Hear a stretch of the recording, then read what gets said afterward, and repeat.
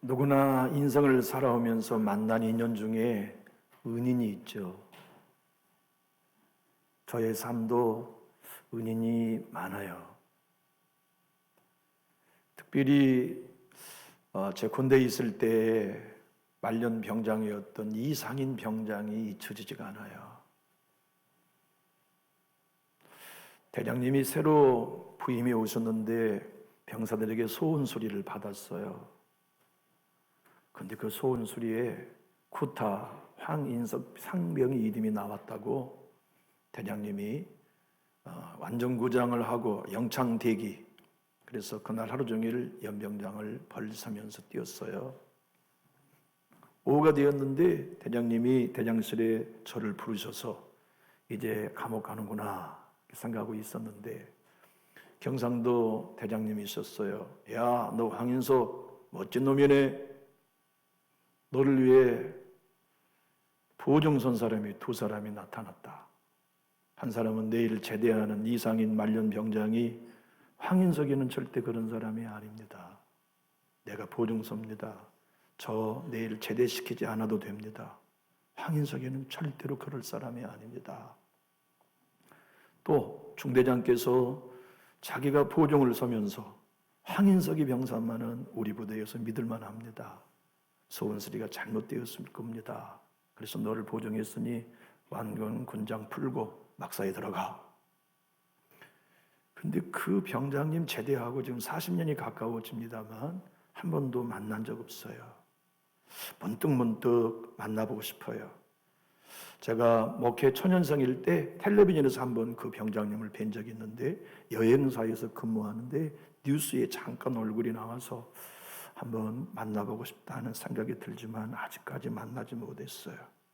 제가 감옥 갈 걸 막아준 은인 이상인 병장 보고 싶어요. 충청도 사람이었어요. 아마 수냄 여인은 엘리사에게 그런 은인이었을 거예요. 생각해 보십시오. 엘리사는 핸디캡이 있는 사람이었거든요. 그는 하나님의 사람의 자격이 될 수 없는 허점이 있는 인물이었어요. 모세 율법을 통해서 한생병인 문둥병, 피가 멎지 않는 혈루증, 그리고 시체를 만진 사람의 몸통은 부정하다 인정하여 공동체 속에 들어오지 못하게 했는데 특별히 남자가 머리털이 없는 대머리일 경우도 한생병과 동일하게 부정한 사람 취급됐어요. 놀랍게도 엘리사는 대머리였거든요. 그래서 존중받지 못했어요. 저런 놈이 무슨 선지자겠냐고 사람들은 손가락질하고서 자꾸 그를 비하했죠. 아이들도 마찬가지였어요. 열왕기하 2장 23절 24절을 보면 이렇게 기록했거든요. 엘리사가 거기서 베들로 올라가더니 그가 길갈에서 올라갈 때에 작은 아이들이 성읍에서 나와 그를 조롱하여 이르되 어린애들까지 조롱해요. 이유는 하나입니다. 대머리에 올라가라, 대머리에 올라가라 하는지라. 엘리사가 뒤로 돌이켜 그들을 보고 여호와의 이름으로 저주하며 수풀 속에서 암곰 2마리가 나와가지고 그 많은 아이들 중에 42명을 죽였어요. 참 가슴 아픈 사연이죠. 이 이야기는 뭘 증명해 주느냐면 엘리사는 인정받지 못하고 조롱받거나 배척받는 인물이었음을 알려주지요. 그런데 수냄 여인은 그러지 않았어요. 자기 남편 늙었지만 부자였죠. 그래서 남편에게 부탁합니다. 여보 영감님, 저 우리 동네에 지나는 저 사람은 분명 하나님의 사람입니다. 우리 2층 올립시다. 그리고는 남편이 동의하여 부자니까 크게 다락을 짓고 책상을 깎아 조립하고 의자를 만들고 촛대를 만들어서 당신의 편안하게 우리 집에 와서 쉬세요. 하나님 일하실 때 제가 도움 되어드리고 싶어요. 의복이 필요하면 의복을 드릴 거고 식사가 필요하면 언제든지 식사를 대접해 드리겠어요 하고 여러 달 그렇게 섬기며 후원해 주었죠. 왜 은인이 아니겠어요? 하나님의 사람 엘리사가 볼 때 여인 안에는 눈물이 있어요. 슬픔이 있어요. 간절한 소원이 있어요. 근데 하나님이 무엇이라고 말씀하지는 않으세요. 하여 여인을 불러 대화를 나누는 가운데 게하스가 선생님, 이 여인에게는 자식이 없어요. 그래? 그러면 하나님이 맹년 이맘때 당신에게 아들을 주실 것이라고 축복해 주었는데 믿을 수 없어 하는 그 여인에게 실제로 배가 불러왔어요. 그리고 1년 뒤 품에 귀한 아들을 안고 행복한 나날을 보냈죠. 잘생겼어요. 눈도 또랑또랑하죠. 똘똘하죠. 그렇게 오늘 보면은 배경이 5살, 6살쯤 될 때 아빠가 밭에서 농작물 수확한 곳에 갔다가 이 아이가 아이고 머리야, 아이고 내 머리야 하고 쓰러져 버린 거예요. 그래서 남편은 종을 보내가지고서 빨리 안고 마님에게 보내라. 집에 가서 엄마가 너 이놈 왜 그렇게 아팠냐? 몰라, 머리가 너무 아파 엄마. 괜찮아질 거야. 한숨 자고 나면 나을 거다 하고 엄마가 무릎맡에 뉘워놨는데 아이의 몸이 점점 무거워져요. 점점 몸이 차가워져요. 그런 한낮에 죽어버렸어요. 이 상태가 북이스라엘의 상태였어요. 이 영적인 상태가 남유다의 상태였어요. 그리고 때로 우리의 상태, 불처럼 타오르던 영성이 우리에게도 있었어요. 기도에 밤을 새웠던 열정도 있었어요. 예배하기만 하면 내게 말씀하신 하나님의 음성이 들릴 때도 있었어요. 근데 아이고 말이야 하는 인간관계의 갈등을 3년, 4년, 5년 지나고 보니까 내 믿음이 아이처럼 차차 식어지더니 어느새 죽어버린 것 같아요. 수많은 성령의 충만함을 경험하며 주님이 베푸신 은총들을 나만큼 많이 경험한 사람 어디 있나? 내 가정처럼 하나님의 축복 많이 받은 사람 어디 있나? 하지만 물질의 어려움으로 아이고 머리야 은행 앞에 고민하고 부부간의 갈등으로 아이고 머리야 사랑이 식어지고 교회에 나와 주어진 사명과 십자가가 너무 무거워 아이고 머리야 하고 방황하다가 어느 순간 내 안에 성령이 차차 식어지더니 느껴지지가 않아요. 하나님이 경험되지 않아요. 내 하나님 오늘 노래처럼 엘리야의 하나님은 어디 계십니까? 내 하나님은 어디 계십니까?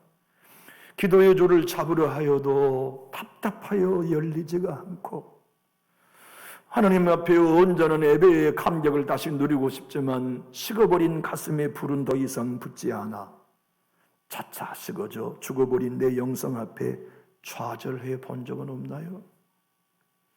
주님이 오늘 말씀합니다.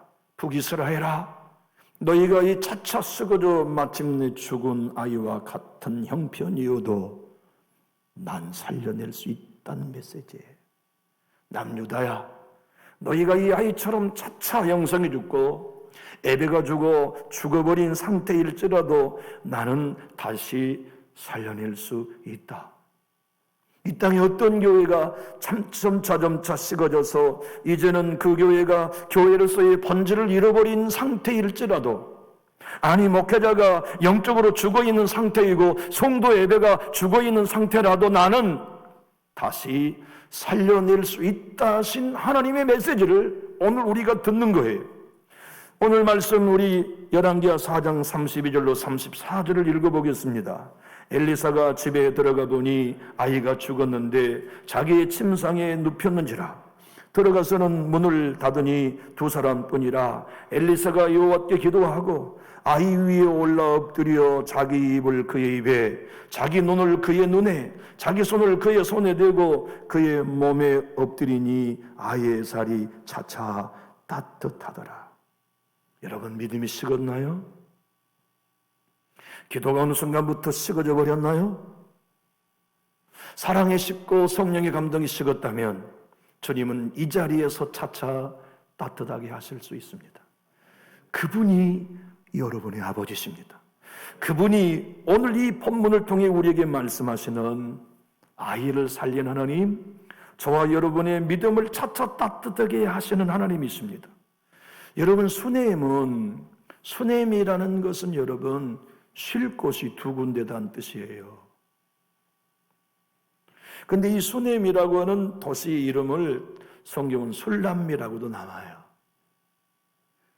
여러분, 다윗이 늙어 인생의 말년에 이불을 덮어도 따뜻하지가 않아요. 아이고 추워라. 아마 이빨 빠져서 그랬겠죠. 아이고 추워라. 그래서 좋은 이불 요사이처럼 무슨 좋은 이불이 있었으면 좀 따뜻하고 보일러 데폈으면 좋았을지 모르는데 그 세대는 그런 게 없었으니까 젊은 술람미 여인 아비삭을 첩으로 주어서 품에 안고 자게 했어요. 아이고 따뜻하구나 그랬겠죠. 바로 그 술람미 여인, 그 술람미가 수넴이란 뜻이에요. 여러분, 쉴 곳이 두 곳이란 뜻이 무슨 뜻일까요? 부자란 뜻이에요. 여러분, 요사이 좀 여유 있는 사람들은 당신이 사는 집, 주거 환경에 집도 있지만 세컨하우스 있잖아요. 옥정호 옆에 산세, 수세 좋은 곳에 집 한 채 두고 피곤할 때 가서 쉬는 곳. 쉴 곳이 두 곳인 수넴이란 부자란 뜻 아닙니까? 물질은 부자인데 아들은 차차 썩어져 죽어버린 이 형편을 우리는 오늘의 삶 속에서 경험하잖아요. 갈수록 우리의 삶은 여유로워져요. 갈수록 시간을 보낼 만하고 여행을 즐길 만한 인생의 여유가 생겨요. 그래서 우리 모두가 술람미 여인, 술람미 주인이 되어 하나님의 사람들에게 자비를 베풀 만큼 물질의 부여도 있고 책상, 의자, 촛대, 의복, 옷을 제공할 만한 마음과 물질의 여유가 있어요. 문제는 하나님이 주신 아들이 차차 죽어 시체가 되었다는 데 있죠. 문제는 그 여유와 함께 더불어서 내 영생이 차차 식어지고 내 기도가 차차 식어지고 내 영생이 차차 부요의 대가로 잃어버리는 게 우리의 문제 아닙니까? 여러분은 가난하던 시절에 부르짖어 간구했던 뜨거운 기도가 여전히 살아있습니까? 여러분은 병약할 때 하나님 앞에 생명을 내걸었던 눈물의 기도가 아직도 살아있나요? 자녀들을 병원에 입원시켜놓고 병원비가 없어 애원하여 눈물을 흘렸던 안타까운 기도가 여러분에게 아직도 따뜻합니까? 사글세에 살면서 사글세 돈이 부족하여 자녀들에게 말 못하고 형제들에게 말 못하면서 새벽 성전에 나가 하나님 채워주세요라고 간구했던 열정이 식지 않고 있나요? 성경을 읽기만 하면 감동이 되어서 눈물이 솟아나고 찬송 노래만 불러가면 노래의 소절 하나가 내 영혼의 멜로디가 되고 목사님이 강단에 증거한 말씀마다 매주마다 어쩌면 내 형편과 처지에 딱 맞는 말씀이라고 감격했던 뜨거운 예배가 여전히 살아있나요? 아니면 차차 식어 죽어버리나요? 왜 같은가요? 하나님이 오늘 여러분들과 저에게 말씀하시며 권면하시는 분명한 증거가 있습니다. 나는 식어지게 하는 하나님이 아니다. 나는 차차 어린아이의 몸이 식어져서 죽도록 내버려두는 하나님이 아니다. 너희가 만약 차가워졌다면 그건 다른 신이 한 일이다. 너의 영성이 차차 식어졌다면 그건 나 거룩한 성령의 일이 아니고 사탄이 하는 일이라는 것을 우리에게 보여주시며 영적인 눈을 열기 원하세요. 여러분, 그날 남편이 여보 어떻게 돼서 아마 아들은 이름이 인석이었는지도 몰라요. 인석이는 괜찮아요? 아내가 여보 그런 말 마오, 우리 인석이가 죽어버렸어요, 이렇게 인사해야 맞잖아요. 근데 평안합니다. 여기서 평안합니다는 샬롬이란 뜻은 아무 일 없습니다는 뜻이에요. 샬롬은 우리의 삶 속에 아무 일이 없는 것처럼 평안하게 하잖아요. 아무 일이 없는 게 아니라 그 가정에 지금 뒤집어져 버린 거잖아요. 아들 하나 죽었으니까 아무 일 없는 게 아니라, 평안한 게 아니라 지금 난리 난 거예요. 그런데 왜 여인은 평안하다고 말하고 갔을까요? 엘리사가 그날 자기 집 다락에 있었더라면 얼마나 좋았을까요? 하필이면 그날 없어요. 어디 갔습니까? 자기가 사는 갈멜산에 지금 있어요. 수넴에서 갈멜산까지는 24km가 떨어졌어요. 여러분, 오늘날의 의학으로도 우리는 알잖아요. 심장이 멎으면 골든타임, 3분 넘어가면 소생은 어렵잖아요. 아니, 여인이 24km를 가가지고 엘리사를, 오래하지 않은 엘리사를 설득시켜서 자기 집에 오는 동안 아들의 시신은 굳어버렸어요. 소생불가. 성경은 오늘 말씀합니다. 의학적으로는 불가능하고 과학적으로는 불가능해도 나 여호와는 여전히 차차 따뜻하게 할 수 있는 전능한 하나님이다. 여러분, 우리가 믿는 하나님은 어떤 하나님입니까? 내 식어버린 믿음을 차차 따뜻하게 하실 수 있는 하나님이시죠. 잃어버렸던 내 가정의 영성을 차차 따뜻하게 할 수 있는 하나님 아닙니까? 그분이 나에게 아들을 주신 것은 6살이 되어서 아이고 말이야 하고 죽도록 주시는 게 아니고, 네 인생 노년에 네 아들의 품에 너는 봉양받을 거다. 네 늙은 남편이 세상을 떠날 때 네 남편의 모든 재산을 네 아들이 상속받을 거다. 너는 네 아들이 성장하여 며느리를 얻게 되고 손주를 품에 안는 기쁨을 누리게 될 거다. 그리고 너의 인생의 마지막 죽음을 네 아들이 품에 안고 임종 지켜줄 거다. 그 목적으로 하나님이 아들 주신 것이지 6살에 아이고 머리하여 죽도록 주신 게 아니라는 걸 이 여인은 알았던 겁니다. 그래서 주님이 내게 주신 아들, 지금은 죽었지만 하나님의 사람을 모셔오면 하나님이 반드시 살려주실 것을 믿었기 때문에 남편이 무슨 일 없어요? 라고 물어도 별일 없습니다, 평안합니다라고 대답했던 거예요. 오늘 교회가 믿는 것이 무엇입니까? 우리 하나님은 설령 공동체 영성이 차가워 죽은 것 같아도 차츰 따뜻하게 하실 수 있는 소생하는 하나님이시고, 우리가 성령을 잃어버리고 기쁨을 잃어버리고 기도의 능력을 잃어버리고 아이고 머리야라고 외치는 답답한 갈등의 문제 속에서 식어버린 우리의 기도마저도 차차 따뜻하게 하실 수 있는 하나님이라는 것을 우리에게 계시해 주시고 약속해 주고 계시죠. 여러분의 하나님은 차차 따뜻하게 하실 수 있는 아버지십니다. 그 하나님 믿고 오늘 이 시간 뜨거운 심장으로 회복할 수 있기를 축복합니다. 단순간에 주님은 회복하세요. 하나님이 주님을 부인한 베드로를 회복시키는데 30년 쓴 것 아닙니다. 우리 주님이 베드로를 회복시키는 데는 단 3일이면 충분하셨어요. 그래서 부활하신 주님이 갈릴리에 먼저 가서 시몬아 바요나 시몬아 네가 나를 사랑하느냐, 베드로에게 3번 부인한 그들을 상쇄시켜 내가 주님을 사랑하는 걸 당신이 아십니다라고 3번 시인함으로 3일 만에 회복시켜 주시고 3일 만에 차차 따뜻하게 하신 분이 부활의 주님, 여러분의 주님이십니다. 우리 교회의 주님이시죠. 그분이 여러분들과 저에게 오늘 또 당부하시며 약속하십니다. 네 자신의 처지를 보지 말고 차차 따뜻하게 할 수 있는 나 전능자 여호와를 신뢰하라. 우리 교회 하나님 믿고 경험할 수 있기를 축복합니다. 여인은 거절합니다. 엘리사가 야, 내가 너희 집에 가긴 너무 힘드니까 게하시에게 내 지팡이 보내니 게하시가 살릴 거야. 막 게하시가 막 달려왔는지 뭐 나귀를 타고 왔는지 게하시가 온 건 성경은 뭘 타고 온 교통수단을 소개하고 있지 않아서 모르지만 아마 달려왔겠죠. 달려와가지고 게하시가 지팡이를 죽은 아이의 머리맡에 올려놓습니다.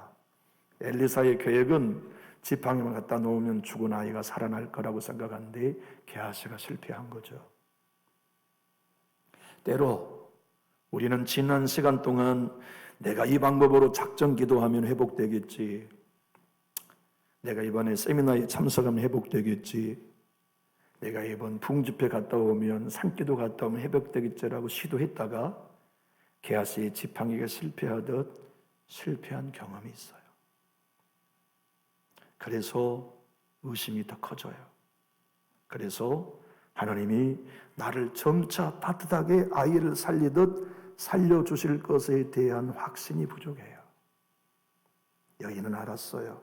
지팡이가 주제가 아니라 당신이 주제입니다. 당신이 가셔야 내 아들 삽니다. 왜냐하면 당신과 하나님이 함께 계시기 때문에. 난 지팡이 필요 없어요. 당신이 필요해요. 당신 안에 계신 하나님이라야만 죽은 내 아들 살려요. 갑시다. 그래서 이렇게 애원합니다. 아이 어머니가 가로되 여호와께 살아계심과 당신의 영혼이 살아계심을 두고 맹세하노니 내가 당신을 떠나지 아니하리이다. 엘리사가 할 수 없이 일어나 여인을 따라가 죽은 아들을 살린 이야기를 우리가 듣고 있어요. 여러분, 왜 이 아들이 죽었을까요? 사탄 장난이에요. 아이고 머리야 하고 외쳤던 아이의 두통은 더러운 귀신들의 장난이었어요. 생각해 보십시오. 교회에 성령이 임하셨는데 왜 그렇게 빨리 성령이 식어버리나요? 사탄의 공격 때문이에요. 우리가 하나님의 은혜를 그렇게 뜨겁게 받은데 3일도 가기 전에 식어버리나요? 사탄의 공격 때문입니다. 어느 교회가 뜨거운 은혜 안에 생명의 불같은 예배 드리고 싶지 않겠어요? 그런데 어느 순간 5년 10년 차차 식어지더니 교회 영성과 예배가 완전히 죽은 아이처럼 시들어버린 경험도 하게 되잖아요. 도미테니 목사님은 갈망하라, 추격하라, 붙잡으라는 책에서 이렇게 말합니다. 하나님의 기적과 성령의 부으심과 함께 따라오는 것이 사탄의 방문입니다. 그렇기 때문에 부흥되는 곳에 언제나 사단이 부흥을 훔쳐가고자 하는 시험거리가 찾아오면 그 때문입니다. 엘리사 시대에 살았던 수넴 여인은 그의 아들을 하나님이 주셨지만 사탄이 공격하여 죽게 했습니다라고 설명해 주고 있어요. 교우 여러분, 우리 모두는 다 뜨거웠던 과거가 있었지만 죽은 아이처럼 식어서 움직이지 못하는 영적 사망자로 전락될 때가 얼마나 많은가요? 하나님은 오늘 우리에게 말씀합니다. 나는 당장 너를 살려낼 수 있다. 나는 당장 너의 영성을 뜨겁게 할 수 있다. 나는 당장 너를 이 시간을 회복시켜 줄 수 있다. 다만 네 선생이 했던 대로 따라서 하라고 우리에게 가르쳐 주고 계신 것이죠. 엘리사는 자기의 선생 엘리야께서 우리가 지난주 말씀을 보았던 것처럼 사르밧 과부의 아들이 죽었을 때 살려낸 모습을 보았어요. 그리고 그 모습 그대로 자기도 수넴 여인의 아들에게 행한 것을 오늘 본문이 우리에게 소개하면서 북이스라엘아 다윗처럼 해라. 남유다야 다윗처럼 회개해라. 그러면 내가 너희를 살리고 회복시켜주겠다고 하신 하나님의 메시지를 오늘 우리가 듣게 되는 거죠. 열왕기상 17장 21절로 22절의 말씀입니다. 그 아이 위에 몸을 3번 펴서 엎드리고 여호와께 부르짖어 이르되 내 하나님 여호와여 원하건대 이 아이의 혼으로 그 몸에 돌아오게 하옵소서. 엘리야의 기도 아닙니까? 사르밧 과부의 죽은 아들을 향하여서 말이에요. 여호와께서 엘리야의 소리를 들으심으로 그 아이의 혼이 몸으로 돌아오고 살아난 걸 엘리사가 보고 수넴 여인의 아들 자기 방에 들어가 눈은 눈대로 맞춥니다. 입은 입대로 맞춥니다. 손은 손대로 맞추고 자기 선생님이 했던 그대로 아이를 위해 기도할 때 7번 재채기하고 죽은 아이가 살아나 오늘 본문의 말씀 차차 따뜻해진 은혜를 경험한 거죠. 우리가 회복하기를 원한다면 오늘 여러분들과 제가 경험하고 있는 바대로 우리 선생님 예수님 길을 가면 돼요. 기도원 가지 않아도 되고요. 작전 기도하지 않아도 됩니다. 엘리사가 자기 선생님이 행하신 것대로 보고 행했듯 성경은 우리에게 말씀합니다. 너희의 선생 예수가 행한 대로 해라. 그러면 오늘 따뜻해진다. 우리의 선생 예수님이 이 땅에 행하신 건 단언합니다. 누구든지 나를 따라오려거든 자기를 부인하고 자기 십자가를 지고 나를 따르라고 외치신 모범. 목사도 영적인 침체를 경험할 때 방법은 하나입니다. 나를 부인하고 내 십자가 지고 예수 따라가면 따뜻해집니다. 여러분, 한 가정 한 가정, 한 심령 한 심령, 한 교회 공동체도 모두가 다 함께 십자가에 우리 선생님처럼 죽으면 우리의 기도는 따뜻해집니다. 우리 예배는 따뜻해집니다. 그리고 내 주님의 부활의 생명을 경험하고 남음이 있는데, 왜냐하면 어둠의 영을 이기는, 사탄의 권력을 이기는 유일한 방법은 십자가요. 십자가에 죽는 것만이 이길 수 있는 길이기 때문에 그래요. 여러분, 우리는 잘 알지요. 아브라함이 우물을 파기만 하면 우물이 솟아나요.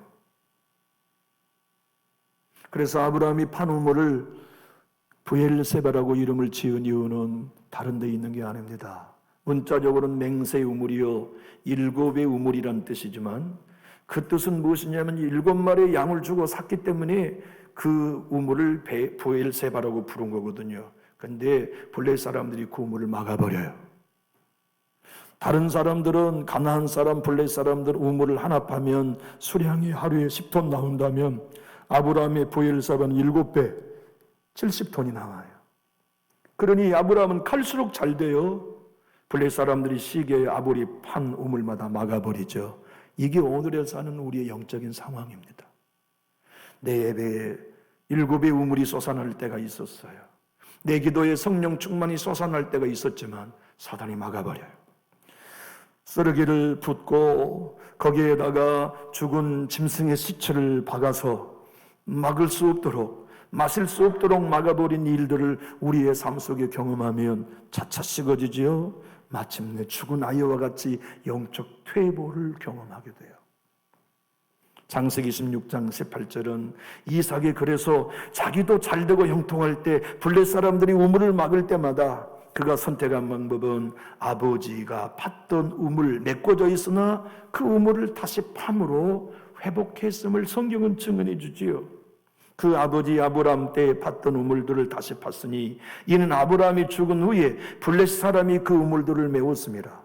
이삭이 그 우물들의 이름을 그의 아버지가 부르던 이름으로 불렀는데요. 마틴 노이스 목사님은 부흥이라는 책에서 말합니다. 왜 교회와 성장하기를 원하는 신자들의 신앙이 은혜 받기 얼마 지나지 않아 식어버리는가? 그것은 아브라함과 이삭의 우물을 막은 블레셋 사람인 사탄의 공격 때문이다. 구약의 수냄 여인이 아들을 잃어버린 것도 사탄의 공격 때문이었다. 여인은 안 것이에요. 이 아들을 살리려면 사탄을 이길 수 있는, 사만 것을 이길 수 있는 엘리사, 우리 주님이 필요했던 거예요. 주님이 오시기만 하면 다시 회복될 수 있는 믿음을 가진 거지요. 우리 주님이 역사하시기만 하면, 주님이 입을 열기만 하면, 주님이 만져주시기만 하면 차차 따뜻해질 수 있다는 확신을 이 여인은 간직했습니다. 구약을 살았지만 그 여인 엘리사를 통하여 생명의 주이신 예수님을 만났고 예수님의 그림자를 경험하게 된 거죠. 부활을 그래서 구약 시대에 경험한 거 아닙니까? 오늘 본문의 말씀 36절로 37절은 너무나 큰 희망입니다. 한번 따라해 볼까요? 이제 살아난 네 믿음을 안고 가라. 이 시간 여러분 회복된 예배 안고 돌아갈 수 있기를 축복합니다. 회복된 여러분의 기도와 사랑을 안고 돌아가는 시간이 되기를 축복합니다. 오늘 36절 37절 한번 읽어볼까요? 시작. 엘리사가 게하시를 불러 저 수냄 여인을 불러오라 하니 곧 부름에 여인이 들어가니 엘리사가 이르되 내 아들을 데리고 가라 하니라. 여인이 들어가서 엘리사의 발 앞에서 땅에 엎드려 절하고 아들을 안고 가니라. 죽었던 아들이 살아나 안고 돌아가는 기쁨, 그게 우리 예배 아닙니까? 그게 우리의 기도 아닌가요? 그것 때문에 우리 예수 믿고 교회 생활하는 거 아닙니까? 시험 만나, 아이고 말이야. 상처받아, 아이고 말이야. 물질로, 사람으로, 질병으로, 사단의 공격으로 아이고 머리야 하여 3년 5년 지나가 보니 내 믿음, 내 영성 아이처럼 차차 썩어 죽어버렸을지라도 주님은 오늘 살려서 안고 돌아가라 축복해 주시는 약속을 우리 모두의 것으로 소유할 수 있어요. 요사이 젊은 그리스도인들이 가장 뜨겁게 부르는 찬송의 노랫말이 있어요. 복음성가 내 눈물의 기도라는 찬양인데요. 이 노래는 아마 오늘 이 수냄 여인과 같은 처지에 있는 상황에서 지치고 낙심되고 좌절될 때 이 내 모습 이대로 주님 좀 안으시고 나를, 내 삶을 다시 노래할 수 있는 힘을 달라고 하는 노랫말인데요. 우리 함께 노랫말을 읽어봅시다. 시작. 흔들린 마음, 지친 걸음 주님 앞에 내려놓습니다. 어둠 속에도 빛이 되시는 주의 사랑 날 붙드시네. 주님 내 눈물 받으소서. 있는 그대로 날 안으소서. 깊은 상처도 주께 맡기니 내 삶은 다시 노래하리. 세상 소리에 흔들릴 때도 주와 함께 걸어갑니다. 부족한 나를 품어주시니 주의 은혜 자유되리. 주님 내 눈물 받으소서. 있는 그대로 나를 안으소서. 깊은 상처도 주께 맡기니 내 삶은 다시 노래하리. 완전치 않는 날 품어주시고 넘어진 자리에서 일으키시니 내 모든 소망 주께 있네. 주 안에 나는 살아가리. 주님 내 눈물 받으소서. 있는 그대로 날 안으소서. 깊은 상처도 주께 맡기니 내 삶은 다시 노래하리. 내 삶은 다시 노래하리. 여러분 가슴에 식어버린 믿음, 주님이 이 자리에서 차차 따뜻하게 해주신 걸 믿고 우리 십자가 지고 예수 따라갑시다. 우리 선생 예수님 따라가면 우리는 살게 되고 회복되며 다시 심령 속에 부엘세바의 눈물의 샘이 솟아나고 기도의 샘이 솟아나고 예배의 샘이 솟아나 예배 때마다 살아있는 믿음을 안고 돌아갈 수 있게 될 터인데 이 복 여러분 모든 가정의 것이 되기를 예수님 이름으로 축복합니다. 기도하겠습니다.